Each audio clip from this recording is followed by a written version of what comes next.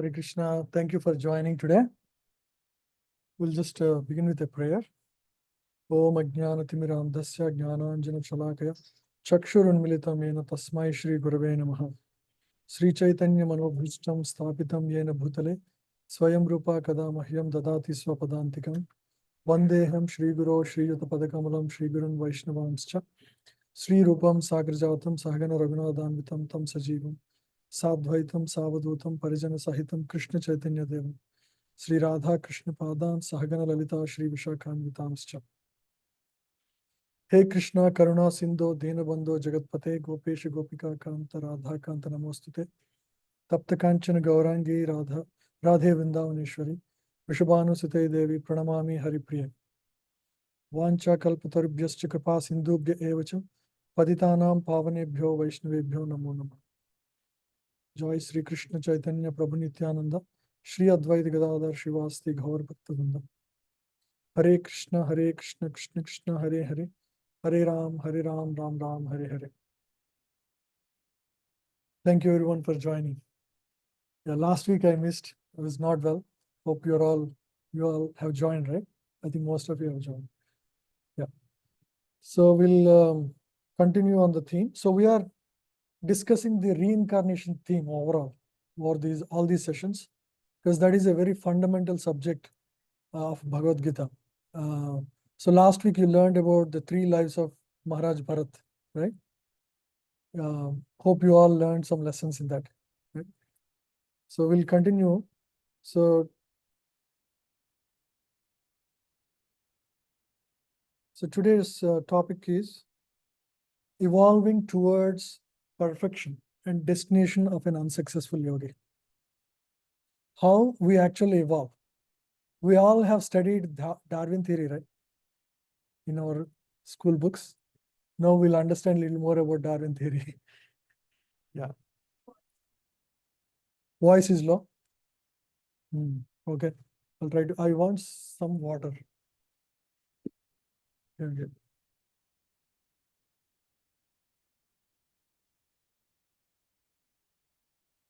Thank you.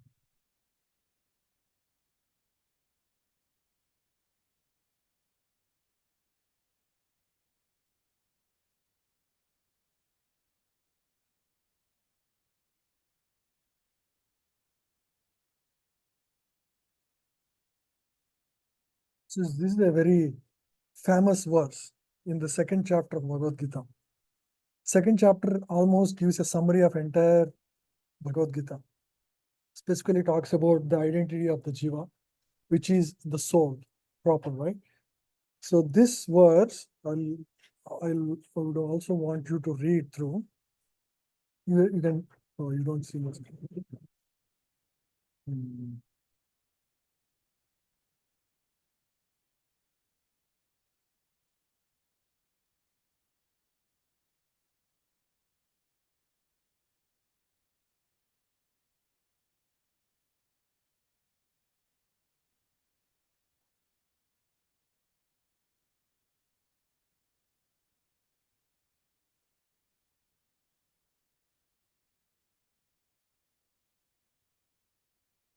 Just give me 1 second.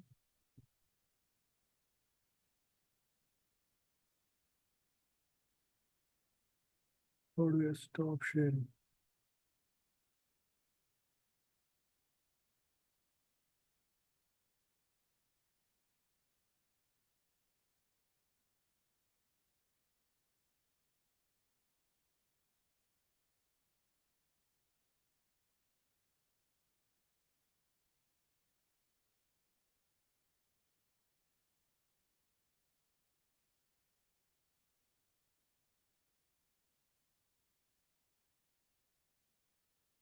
Maybe I have to switch from presentation mode.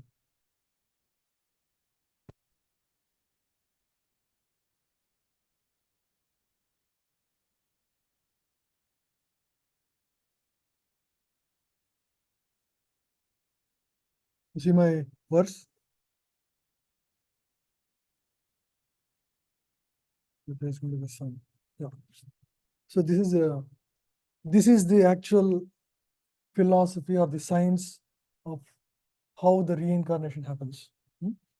So here the verse is Vasansi jirnani yatha vihaya navani grihnati naroparani tata sarirani vihaya jirnani anyani samyani navani dehi. What does it mean? Mithun Prabhu, can you read? Yeah. The person puts on new garments, giving up soul one. The soul similarly accepts new material body and giving up the old and the So the soul, just like we change dresses, right? We change dresses whenever it is worn. So similarly, the soul changes the body whenever the body is not fit anymore.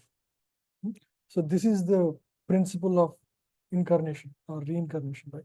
So or evolution of the soul. We'll come to how it is connected to evolution of the soul. Yeah. So I remember when I was a child, I used to play Holi, and during Holi, you spoil your dress almost, right? So once my shirt was fully spoiled, and I took off the shirt and I wanted to clean it up, and then my mother tried to clean it, didn't work. So she said, give it to dry cleaning.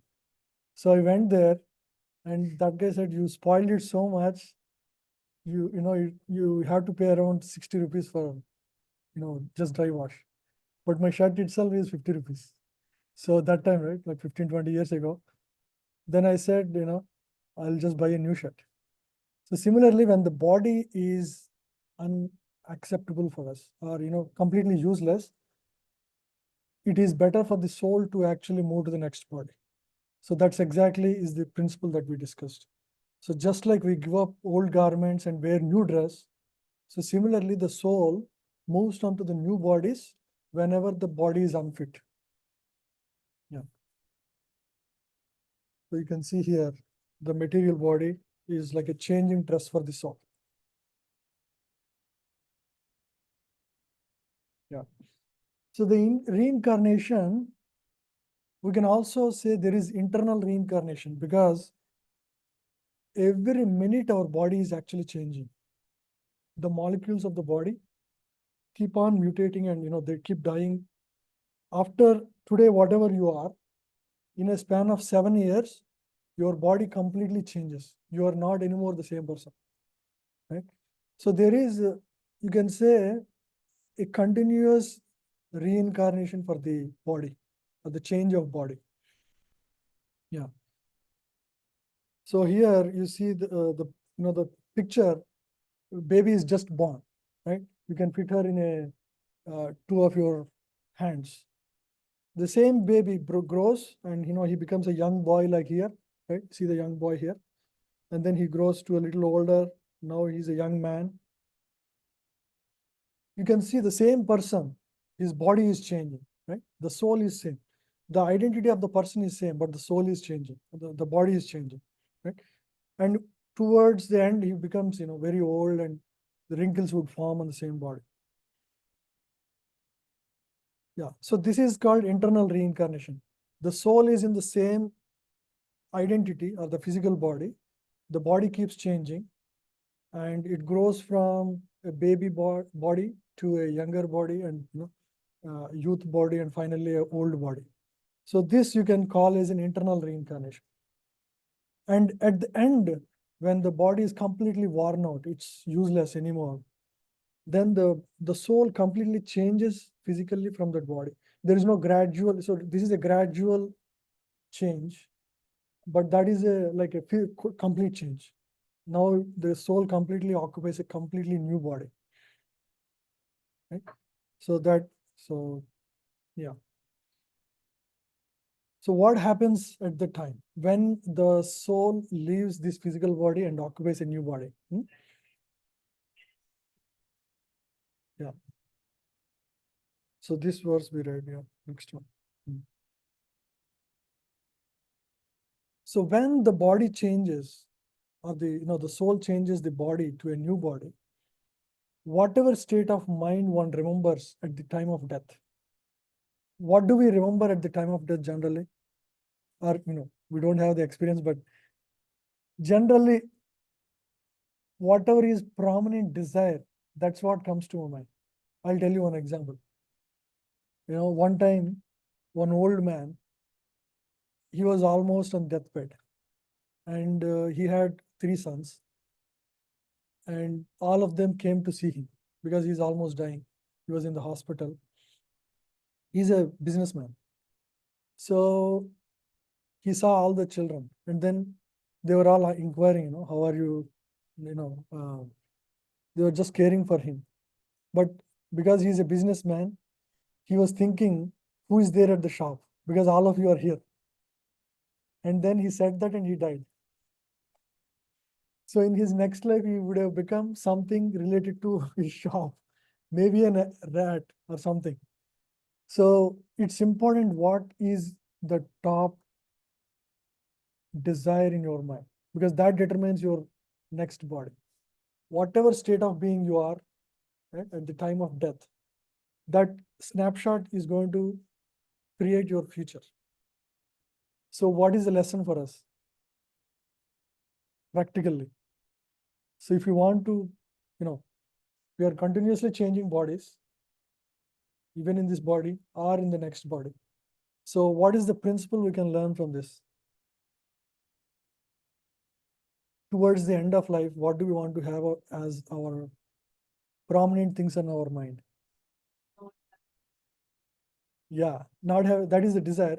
But then to have that, what do you need? You have to change your desires, right? If your desires are pure, if you want to go back to Krishna, if you are only thinking of Krishna, right? Then what happens when you leave the body? You will get a destination accordingly, right? So our destination is determined by our state of mind. Yeah. So this verse is here. You can see here. Yeah. Yam yam vapi smaran bhavam त्यजन तत्वे कलेवरम tam tam eva iti kaunteya sada tad bhava bhavita. You want to read? Yeah. Whatever state of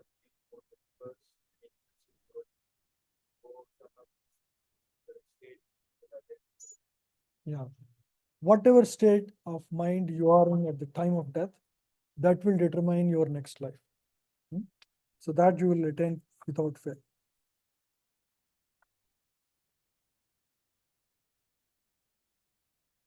Yeah. So we don't know. We may, based on our desires, we may enter any body.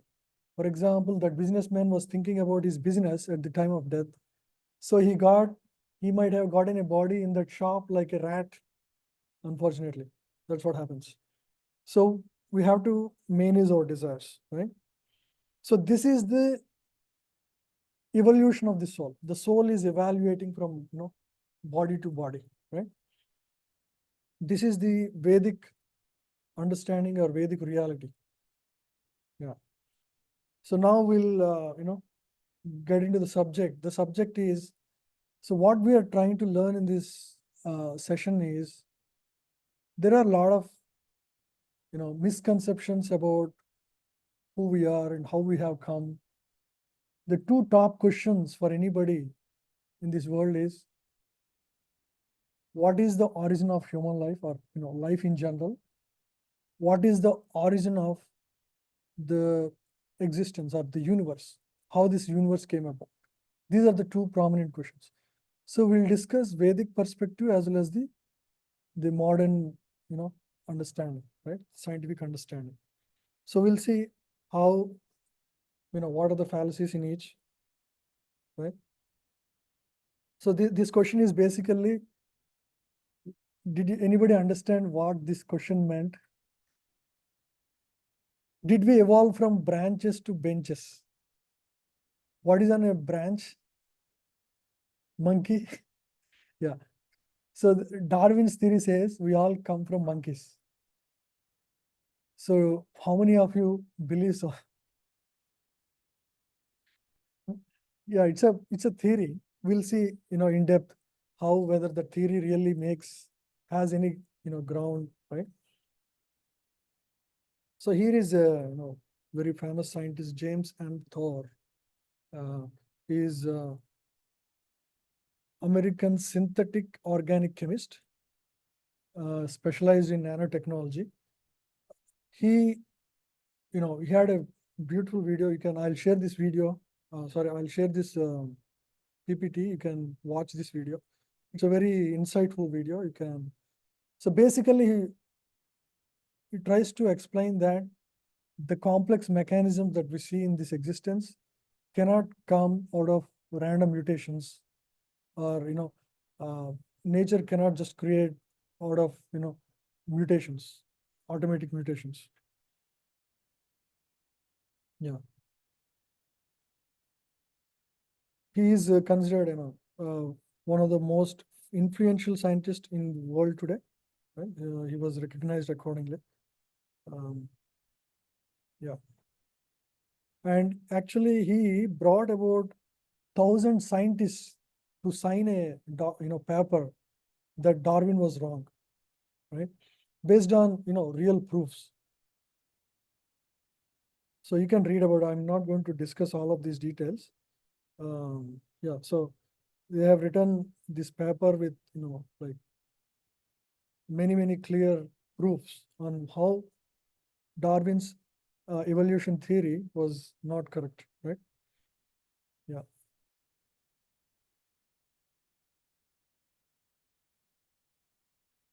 yeah. So his statement is this, right?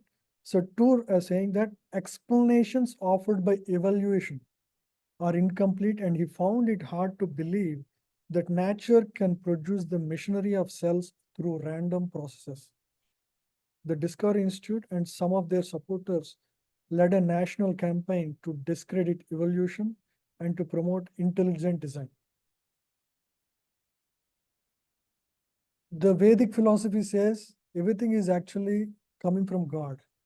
Means God has a clear plan how these things should exist, right? So so this is the next slide shows how you know Vedas describe as the origins of universe, how this universe came about. It has come about, you know, uh, the first living entity in this world, in this existence, is Lord Brahma, right? And Lord actually created the materials. It's called Sarga, or the primary creation.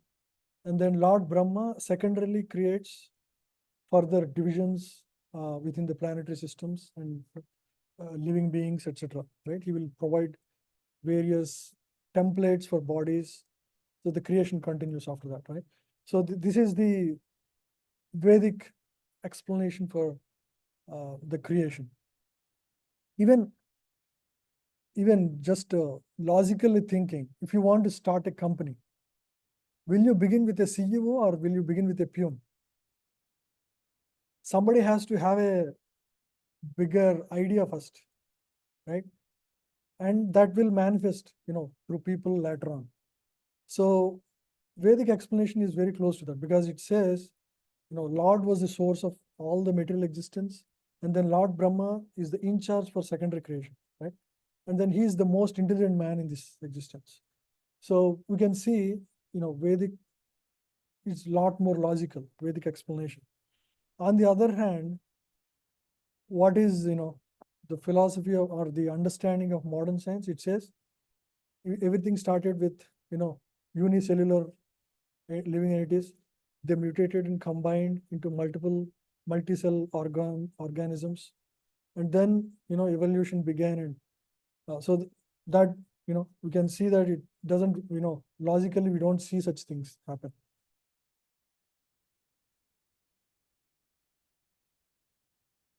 Yeah.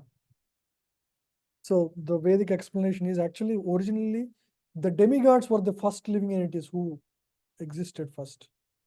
They were, the higher living entities who actually facilitate the living of lower planetary systems like us, right?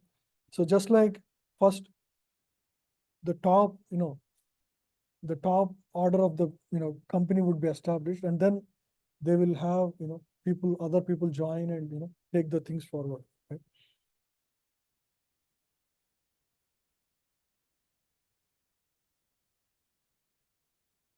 I'll reduce this. Yeah.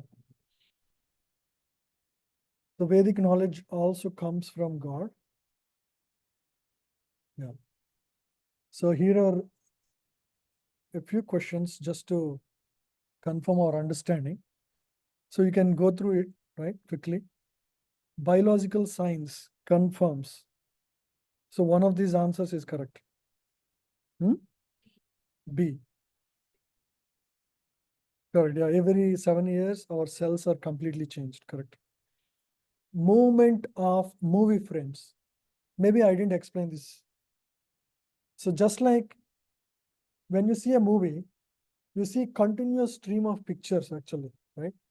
They are run at a speed of 16 frames per second. When you see that, you don't feel like you're seeing individual picture snapshots. You actually see like a living being moving, right? So similarly, our body keeps on changing every minute or every second, you can say, but we don't see the change. We don't feel the change because it's a continuous, evolution, continuous change. The reincarnation is continuous process, right? Now, based on that, you can explain. You can see the answer. Huh? D? Yeah, D, correct. Our body changes at every moment of movie frames. Huh? Which one?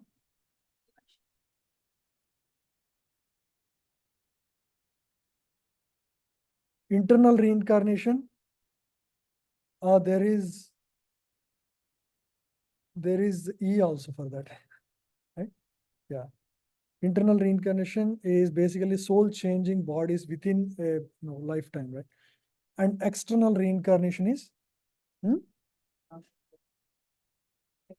F. Yeah, soul accepting another body after death. Yeah. Professor James Tour, what was that? Yeah. The final conclusion is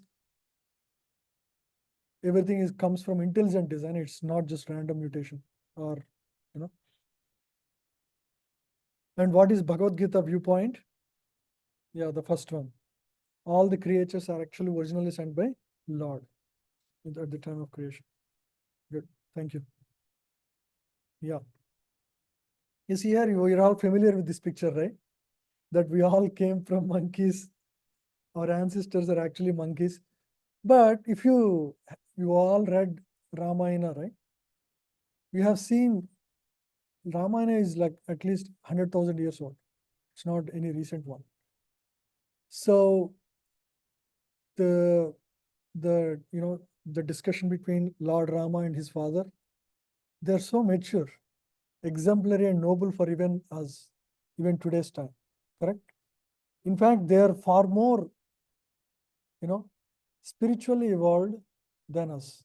Right? And you can also see they are a lot more happier in those times relative to us. For example, when a person in Lord Rama's kingdom, once a person's son passed away, and he goes to his king and asks, "How come my son passed away immaturely or unexpectedly under your kingdom?" Lord Rama took responsibility for that. Because that was the kind of responsibility in the society that was seen those days. So, in fact, those times were far more um, evolved than the current times. Yeah. So the understanding is actually reverse. We haven't, come from these monkeys or right. So this is just a modern atheistic theory to just completely deny existence of God. Yeah. So this theory was thought at a very young age. So it is imprinted in our mind very early. It's very difficult to give up that. That's the reason we are discussing this, because if we see through some proofs, otherwise we'll still have some doubt. Maybe we have come from there also, right?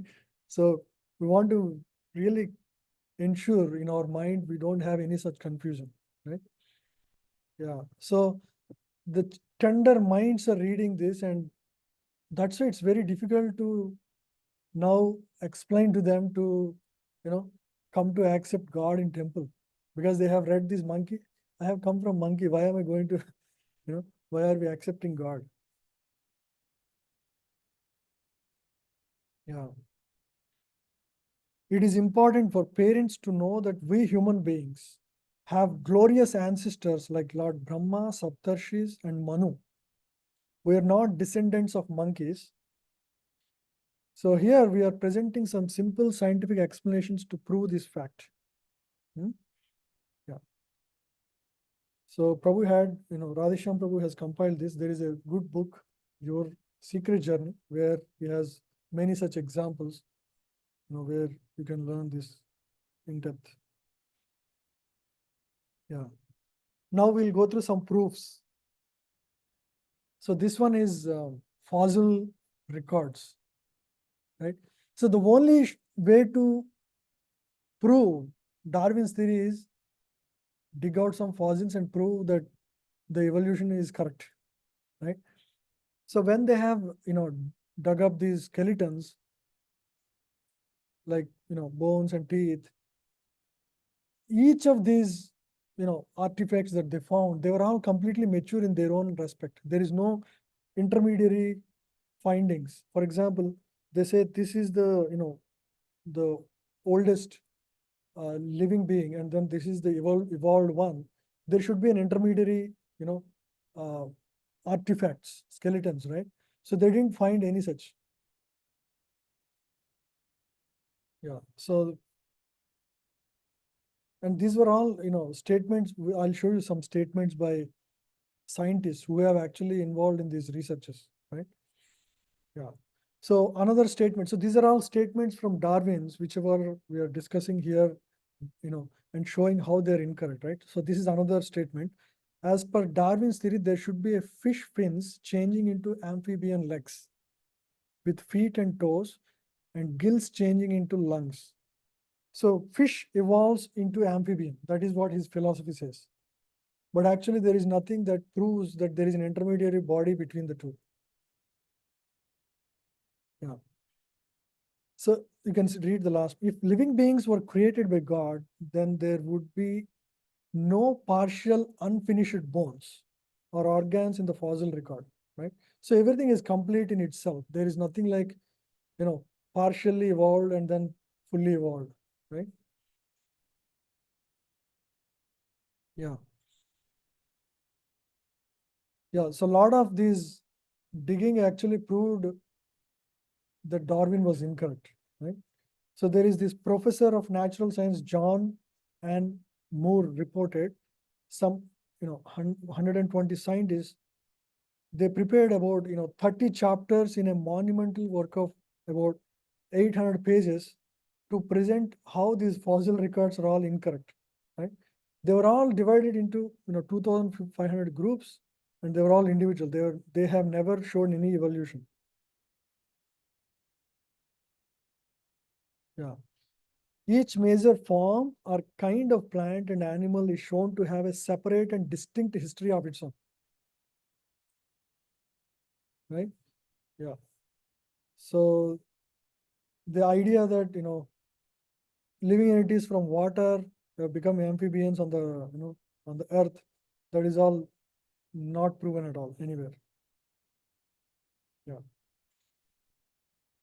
So another geologist, Coffin, stated, you can read here. This, to secular scientists, the fossils evidences of the life of the past constitute the ultimate and final court of appeal, because the fossil record is the only authentic history of life available to science. If this fossil history does not agree with evolution theory, what does it teach? It tells us that plants and animals were created in their basic forms. The basic facts of the fossil record support creation, not evolution. They haven't come about evolution. They were just created at one time. Hmm? So another, famous astronomer, he acknowledged the fossil evidence could be consistent with the idea of the great designer.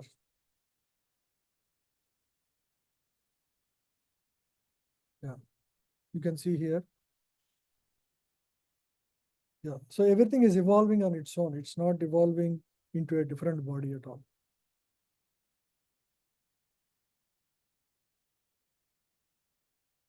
Yeah. So another theoretical statement of Darwin is the unicellular living entities evolve into multicellular living entities or organisms.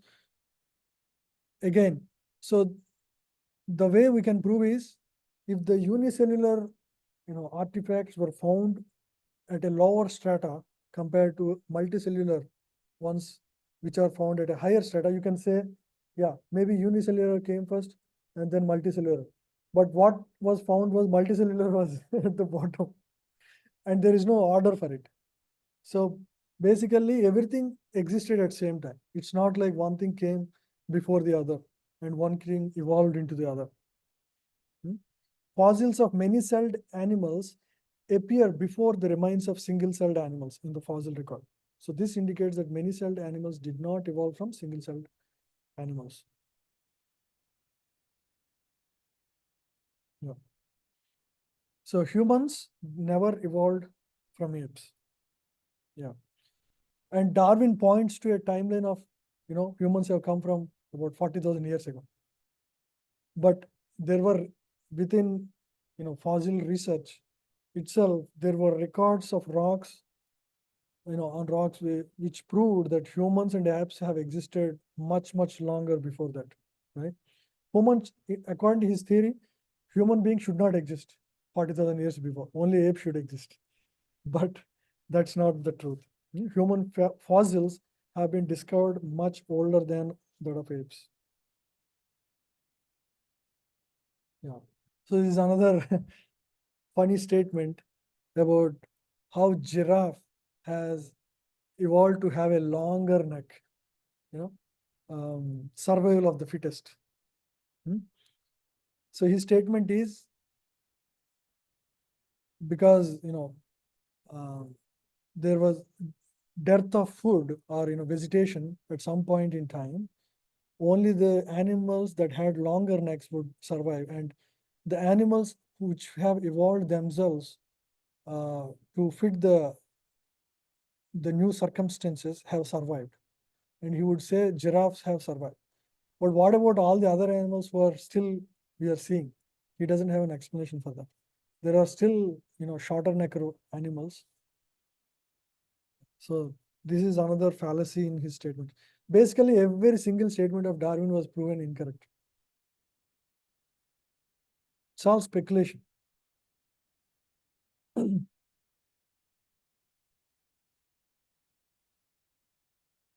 Yeah. So as per Vedic science, it is only the soul that evolves from the body, from one body to another. Hmm? It's very easy to understand. For example, bodies are like different vehicles. As a child, you're driving a cycle, and then you're driving on a motorbike. Then you started driving a car, right? The person is same, but he has evolved from one vehicle to the other, right? It's never that a cycle will become a motorcycle ever. It never happens, in nature. We haven't seen such things. Yeah. Thus, apes continue to live on branches while students continue to sit in benches.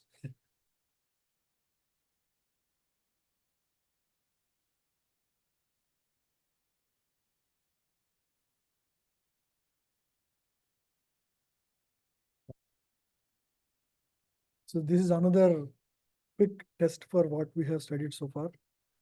So atheists consider that Vedas are for some superstitious and narrow-minded people. Atheists consider like that, right? Yeah, it's true. But if you look at Vedic science, the astronomy and astrology, they are far more evolved sciences. Okay, they had clear understanding of planetary movements much before any, instruments existed to see those planets. Primitive humans were Stone Age men who were uncivilized. With time, they evolved. Is it true or false? False. Modern man is the most evolved and civilized in comparison to men millions years ago. False. Yeah. We have seen, my grandma used to eat in a silver plate. Frankly. How many of you are, we are eating now in paper plates? That is our evolution. My father used to have like a lot of free time in the evenings. I don't have that much time for my children, for example, right? So we can see how life has getting more and more stressful, right?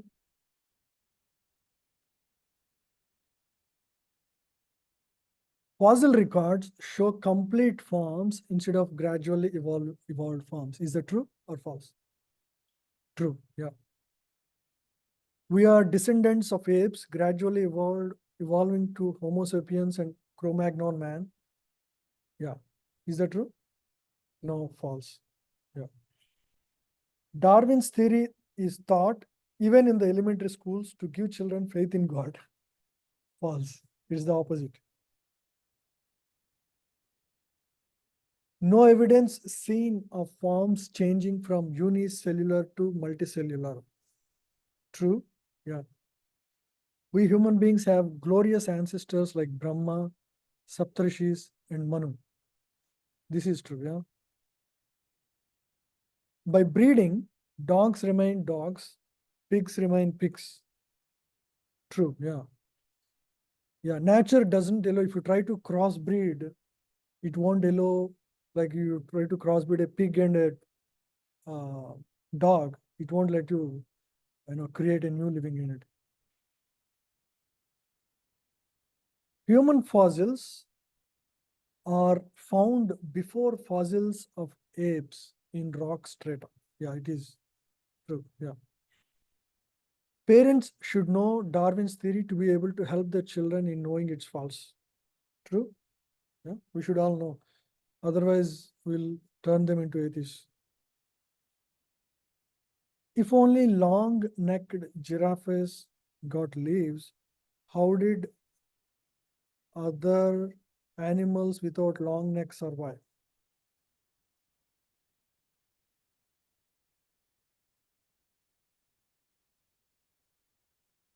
Yeah, it's not a true false statement. It's just yeah. The fact is, it's a false statement. You know, we should only see long-necked animals, but we don't. Yeah.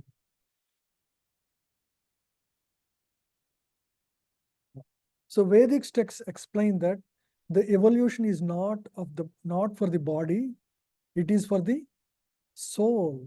Yeah. And the evolution is of what?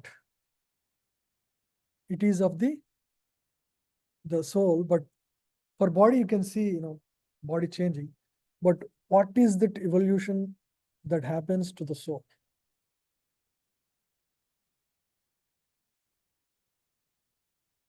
Continue to, yeah, that's correct. Evolution of consciousness. In fact, it is mentioned within human beings there are 40,000 levels of consciousness. They are considered 40,000 species within humans. They all look like humans, but within humans, those who are fully conscious of themselves as not being body, they're at the highest pinnacle of the evolution. Their next body doesn't require them to take another body. So all the living entities, the Vedic texts already explain how many species exist in various bodies, in the water, in the land, within humans, how many. So I'll show you a sloka for that. Yeah. So Vedic philosophy teaches, yeah, the evolution is of the soul through its consciousness, right? Its consciousness evolves over time. The one may have a lower body, which is animal, and as an animal, you have very little choices you make. But as he evolves to a human being, there are a lot more free will and choices he can make. And he can use his body to evolve further and achieve his perfection. That is what we are all trying to do here. In fact, you're all at a consciousness at a very top level, almost at the top, very top. Yeah, otherwise, there are so many things we could have done. We could have played a game, watched a movie. You're all here because you are interested in evolving yourself spiritually. Yeah. So the Vedic explanation is on how the living entity comes into existence. We're all we all belong to a higher spiritual realm from where, based on our desire, we have come to the material existence to fulfill the desires, right? To fulfill certain desires, you need certain body. For example, if you have a desire to drive a car, you should have a body of a human. That is the only way you can drive a car. As a monkey, you cannot. So like that, whatever desires are there in your mind, they will basically give you a form at some point based on, there is this whole process on evolution is not again, I desire doesn't mean I get it. It all happens on the surveillance of higher powers. Daiva Netrena, under the supervision of the superior authorities, the body is awarded. Because your karma also should facilitate that. Only if you're just like, if I have, I wanted to rent a home. If I can pay only $1,000, I'll get a single bedroom somewhere. If I can pay 5,000, I will get a much luxurious building, correct? Based on what my capacity is, I can fit myself into a specific uh, place where I can, right, go. So similarly, based on one's karma and one's desires, right, combination of the two, one is given a specific body, right? So, and the bodies are like rented places, right? So they exist from a very low animal, like an ant, to up to a human being. And within human being, there are so many, again, levels, right? So we all come actually from spiritual world, right? Based on our material desires, we take up material bodies in the material existence, and we will be fit into various bodies based on our desires and our karmic background. Those two factors determine. So this is the Vedic understanding of how the soul evolves. Yeah. So and he goes through actually, lower forms of body like animal, aquatic, all those forms. So by gradual process of evolution, the living entity again attains the body of a human being and is given another chance to get out of the process of transmigration. So human body is a very privileged opportunity. In this body, you can solve the problems of life. The real problems of life we discussed in Discover Yourself. What are the real problems of life? Anyone remembers? Birth, death, old age, and disease. Yeah, these are the real problems, right? So those problems can be addressed in human form because we have evolved consciousness, which doesn't happen in the other bodies. We have limited free will. You are like set in stone, right? There is not much choice you make. Yeah. And all animals and humans together, we do four things are common, right? What are those? Remember? Eating, sleeping, waiting, and defending. If our human life is also used for that, then we haven't taken advantage of human body.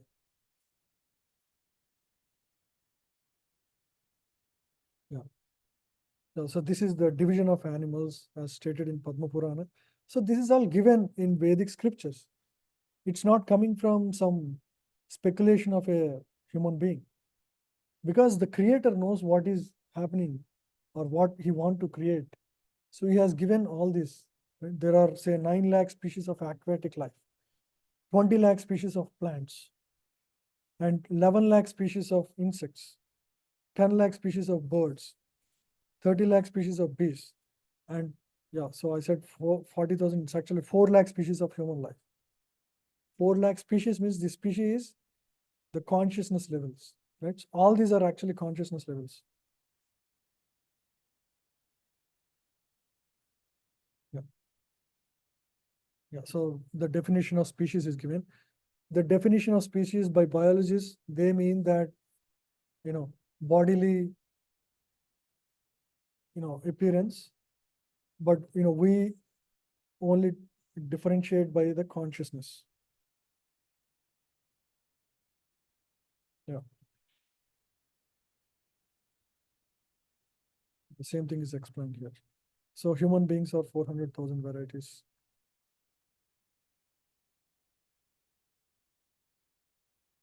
Yeah, we discussed this, how different human beings based on their, capacity or karmic background, they will be occupying different, facilities.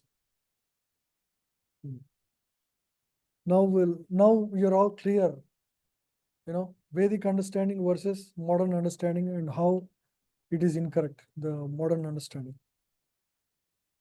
Now we'll see the mechanism of reincarnation and what happens at death. We briefly already touched it. Yeah.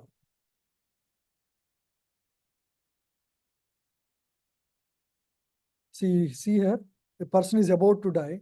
So he's asking his doctor, can I live 4 more years so that I can finish my plan, activities which are remaining that I have planned? So he's just, asking his doctor. So what happens, because his desires are so prominent, if he dies before fulfilling those desires, he will be given a body where he can continue to fulfill or work on those desires, right? So it's very important what is the state of mind we are in at the time of death. In fact, we can get death anytime, correct? So at any time we should be ready to, leave this body and go back to the spiritual destination. So at any time we should be ideally God conscious. Yeah, because death can come at any time. So the quality of unfulfilled desires play a vital role in the type of body one gets in the next life. So as part of this discussion, we are learning these principles so that we change the quality of life, our life, right? So we want to develop spiritual desires so that once you have to fill your mind with some desires. You cannot keep it empty. Our mind will, because soul by nature is Sat Chit Ananda. It seeks pleasure. If you don't give spiritual pleasure, what happens? Any guess? What it seeks then? Material pleasure, because it has to seek. It cannot stay calm. So you have to give the spiritual alternative. Then it will, you will have the opportunity to purify your mind. Yeah.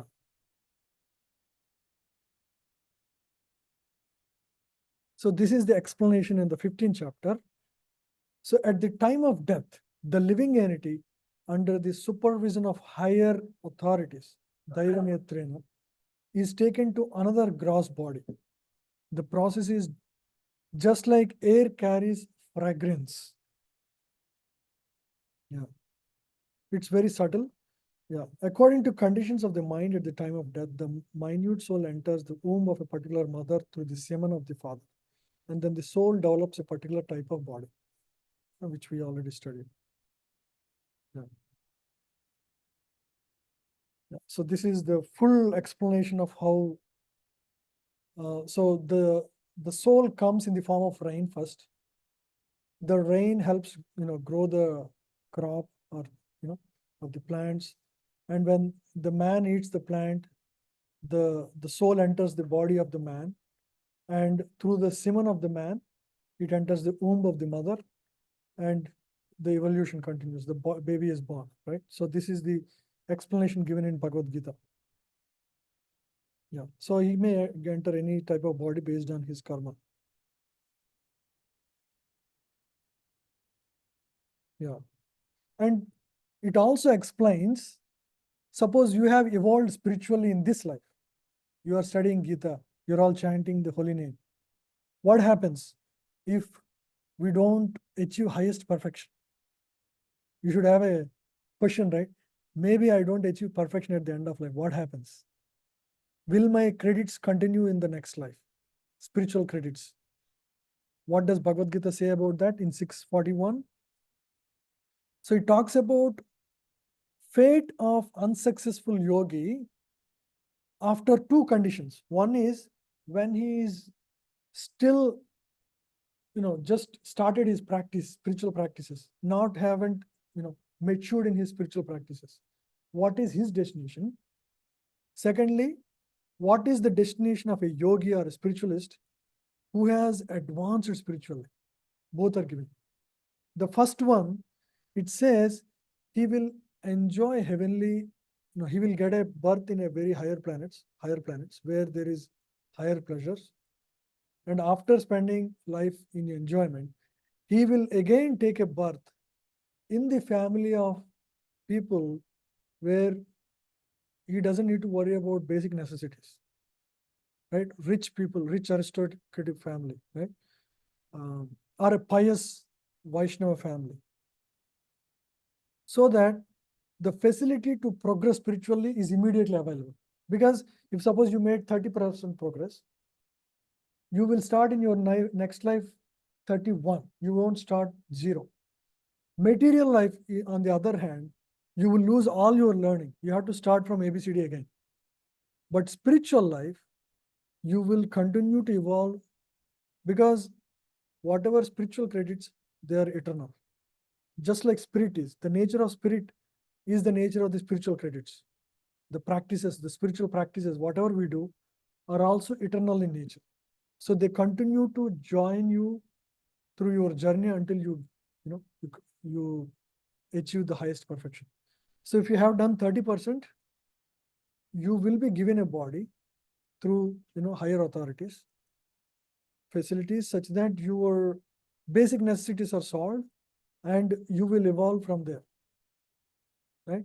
And you would start from 31st%. You don't go back. So this is the yeah,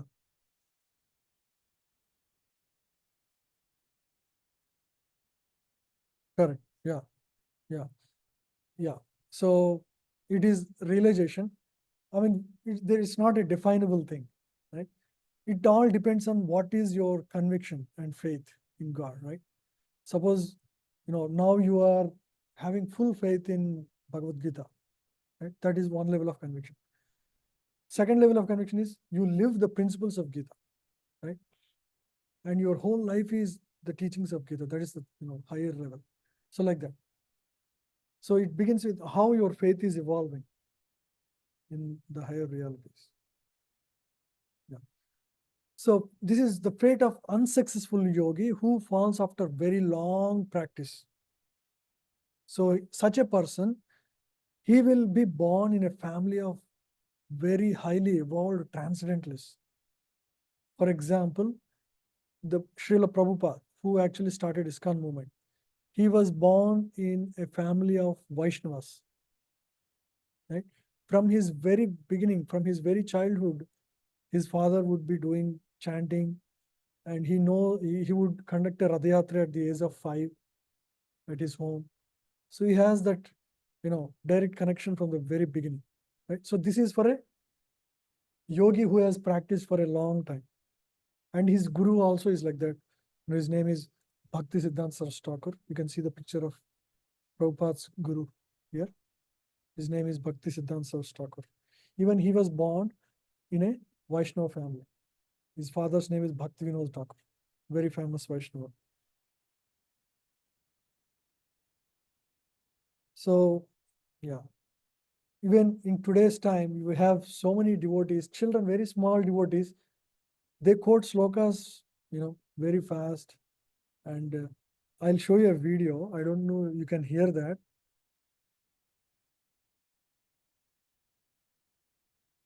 See this boy, you can see, you may not be able to hear. Let's see what.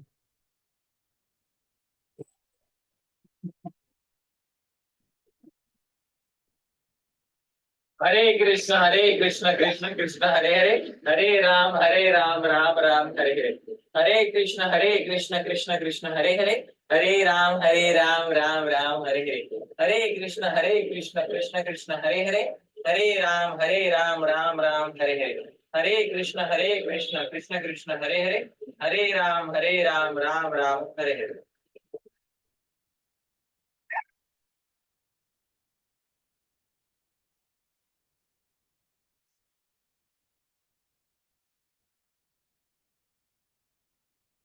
Hare Krishna, Krishna Krishna, Hare Hare, Hare Ram, Ram Hare Hare. Hare Krishna, Krishna Krishna, Hare Hare, Hare Ram, Ram Hare Hare. Hare Krishna, Krishna Krishna, Hare Hare, Hare Ram, Ram Hare Hare.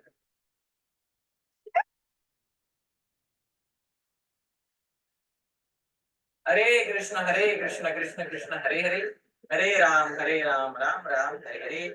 Hare Krishna, Krishna Krishna, Hare Hare. What do we understand? He is a very evolved soul. From his, by the way, this boy came here, a couple of years ago. He's Hariparshad Prabhu's son. Yeah, Hariparshad Prabhu's son. Who he's going to come again in this July. No, June. He may, his father may give a class for us. We'll see. So you can see he's an evolved soul. You can see small children, they are doing, distributing Bhagavad Gita.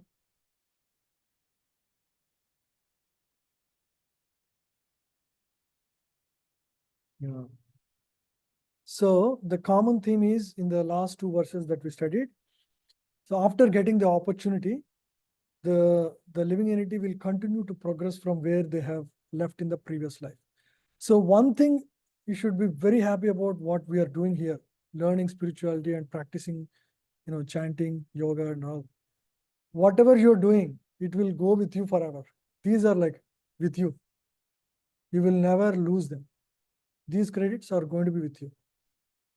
If you are a billionaire, at the end of life, you will become zero. But the spiritual credits that you gain are going to be with you forever. Right?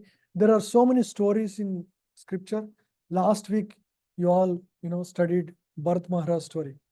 So Bharat Maharaj becomes a deer in his next life.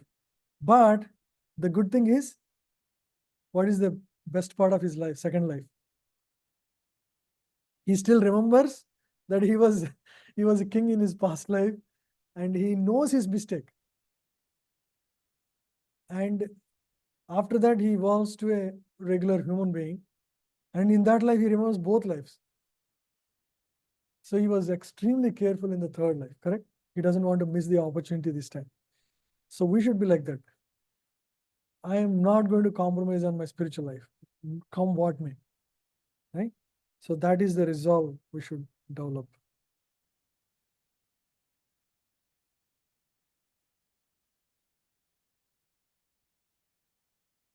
Yeah.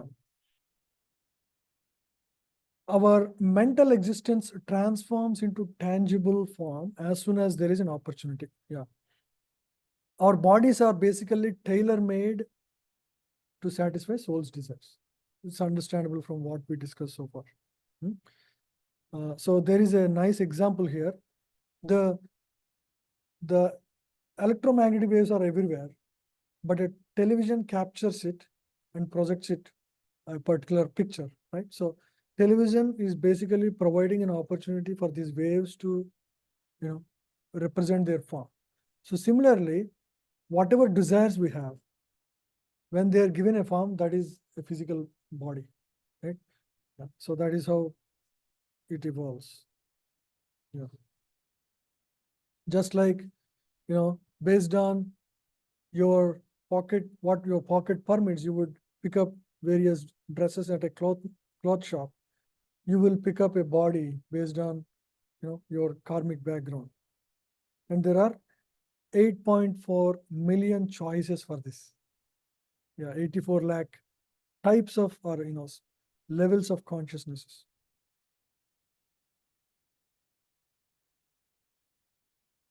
Yeah.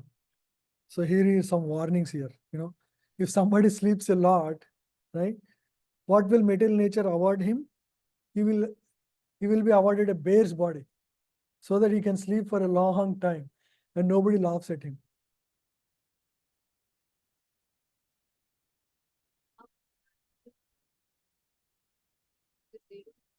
They don't, yeah. Yeah, so it's a static list.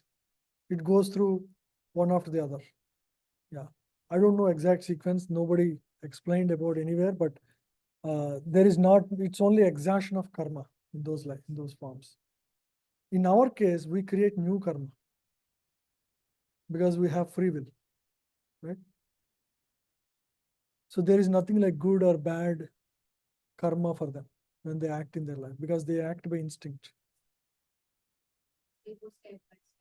They go step by step, yeah. So it's an evolution of bodies.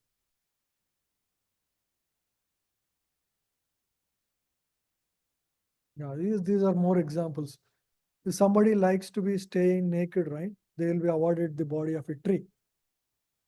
So there was a story of two great demigods in Bhagavatam. Their names are Nalakuvara and Manigriva. Those,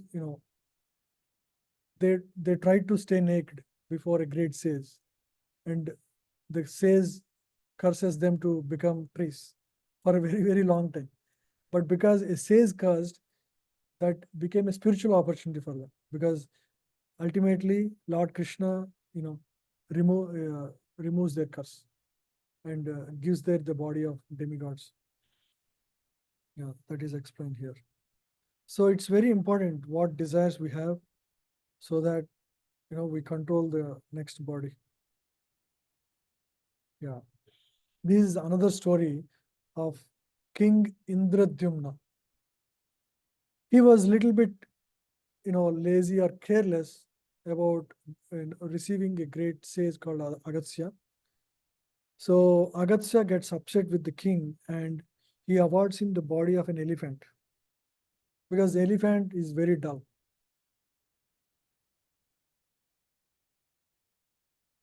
Right? And another demigod, Huhu, was, playing sports with a sage. He would go and catch his feet under the water. Oh, you want to play water sports like this? Become the crocodile. Right? So he's given the body. It's a curse basically. So these are all stories. So what it tells is, hey, what is your prominent desire? Okay, go get that body. You want to stay naked? Get a tree body. You want to play water sports? Become a crocodile. They came as curses for them, but we can also see, like, if our desires are like that, then we get similar bodies. So we have to be careful on what we desire. Yeah. If suppose you desire to go back to Krishna, right? You evolve, right? To get that particular, you will be awarded that particular body, right? The soul has a original body. It's called Swarupa. Swarupa means the original form of the body, right? Here, the bodies that we have are temporary bodies based on what? The material desires of the living entity. But the soul originally has come from Vaikuntha or spiritual world. There it has a spiritual body, right? So when you go back to your roots of the spiritual world, what happens is you will evolve into your spiritual body. You already have a position there that nobody will take, right? We all have a place in the spiritual world. So here it's because we have certain desires, we are just playing for temporary here. And this is like a flash. It will be done sometime. But when we completely realize who we are and understand our connection with God, yoga, connect ourselves with God, and we go back to God, then we evolve into our spiritual form. That's called our Swarupa. That's our eternal form.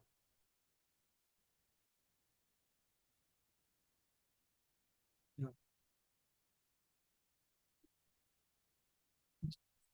Yeah, so here you see a real hand and various gloves.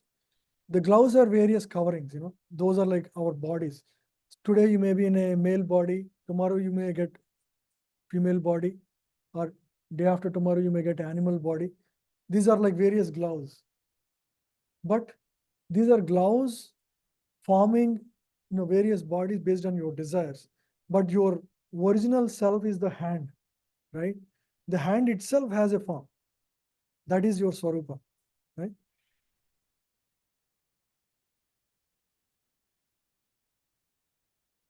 Hmm?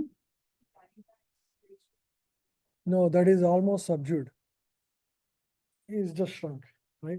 It doesn't show its prominence at all. Yeah. Because we are dominated by material desires, right? Paramatma is within hurt and he's always telling what is right. But do we always listen to him? His voice is silenced because our material desires are so forceful, they take it over. Yeah. Our Swarupa is there, but it is subdued completely. It will evolve when we spiritually evolve. Yeah. Here in this world also, there are some Vaishnava devotees in the past who have evolved so much and they have realized their Swarupa in this body itself. And they, participate in the actual pastimes in the spiritual while living in the earthly body. For example, Lord Chaitanya, he would for days go into spiritual trance and live samadhi. Yeah, it's called samadhi, correct. Even in recent times, we have many Prabhupada's disciples who had that experience. So they, for the time being, like they would be like for 2 days, they would be living in their Swarupa and they'll come back. And they, and for them, it's like a split second. Lord Chaitanya would awake and say, the dream just started, how it all ended already. And he would have already spent like a day or so in that trance. So it's like that. So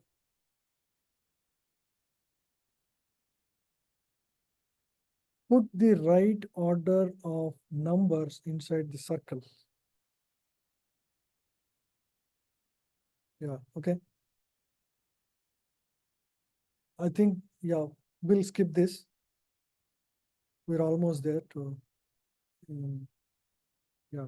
So this is what we discussed, how we, evolve from animal kingdom to human being to advanced soul. This is from Srimad Bhagavatam purport. Oh, which one?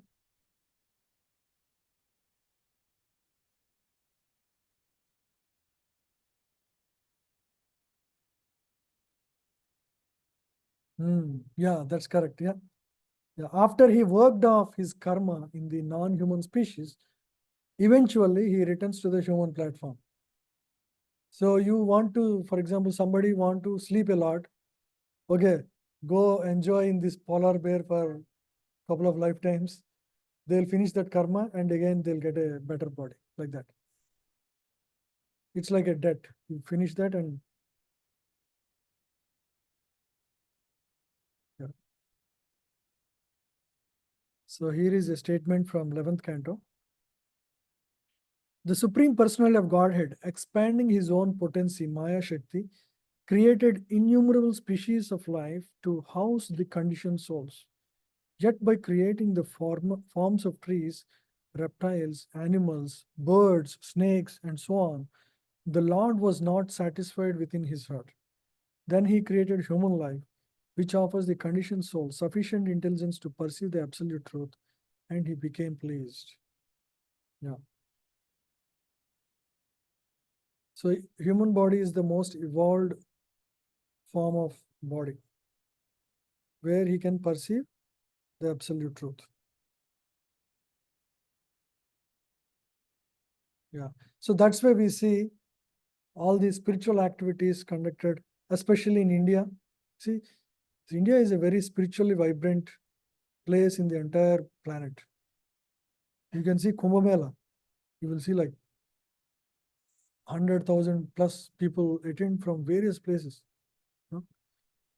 You see people, going on their knees up the, Tirumala Balaji hill, right? So they have a lot of faith. Yeah, so only in human species you see this. In animal species, we don't. Yeah.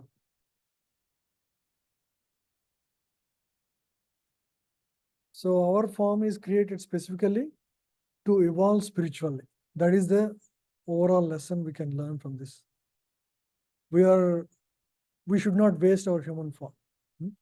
So overall, we learned about how, the theory of modern science about human, the evolution of bodies versus the Vedic understanding, right?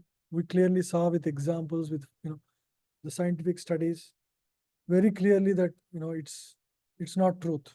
Whatever we studied in, Darwin, uh, about Darwin theory and all, those are all proven incorrect through various scientific studies. There were many scientists who proclaimed that in the modern days. So we learned that they're all false statements. We haven't come from monkeys. We have always existed. Yeah? Our history is great. We have come from great people like Manu, Ikshvaku, and Lord Rama. These are our ancestors, not the apes, right? So I think, yeah. So we learned many concepts, and what we should do as a human being is to further evolve ourselves spiritually and achieve the highest perfection. And the most important thing is what is in your mind at the time of death. And yeah, what is in your mind at the time of death is determined by what you do all through your life, right? So death is like an exam. When can you pass the exam? When you study for the exam throughout the year, not at the last minute. So if we take our human life seriously and sincerely practice spiritual life, then we evolve spiritually and achieve the highest perfection, right? So yeah, so that ends the class for today. Any questions?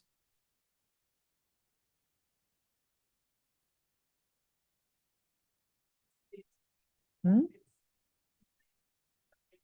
The part they say it's wasteful oil and they explain it to the Darwin theory that seeking oil from some other animal and this is a waste part of the body.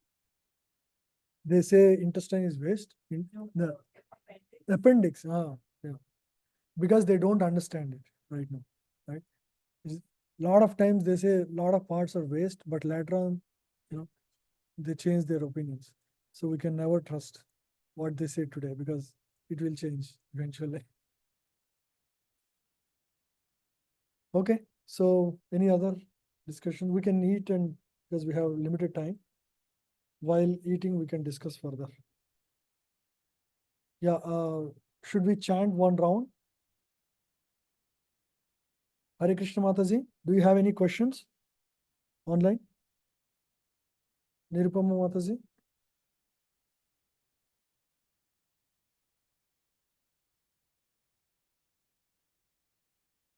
Okay, I'll stop sharing.